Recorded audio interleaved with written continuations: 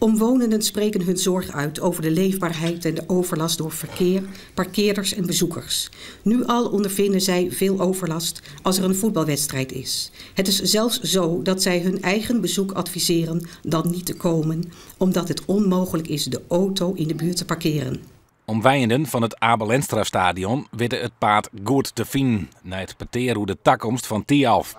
De Veensterriersleden en orenbelangstellenden jaren de insprekers aan. De werd er hier tussen terug en kunnen deze jongen een mening vormen van de raadsvergadering hoe 2 weken wat er een besluit vallen moet over de toekomst van het verouderde stadion. Wij zijn als bewoners van Ladronduit best trots op Heerenveen en ook trots op Tialf. Laat dat duidelijk zijn en we zijn ook van mening dat het dus op de top moet kunnen blijven presteren.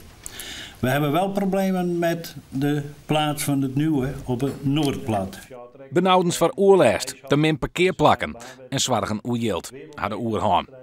Ondernemers twijfelen ook over nijbouw voor 100 miljoen euro, maar sjoggen tegelijk ook wel kansen. Kwaad zijn, Heerenveen is verdeeld.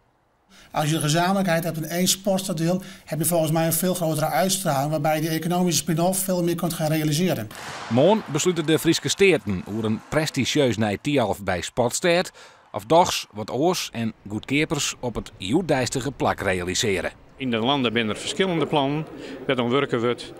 En daar zit men gewoon te wachten op, docht men het in Friesland nog wel of net?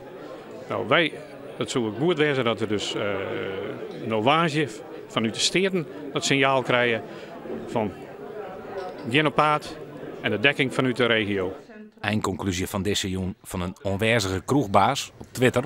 Omwonenden tegen Nieuw Tialf, maar wel in Heerenveen houden. Ze willen ook allemaal met vliegtuigen op vakantie, maar geen vliegveld in de buurt.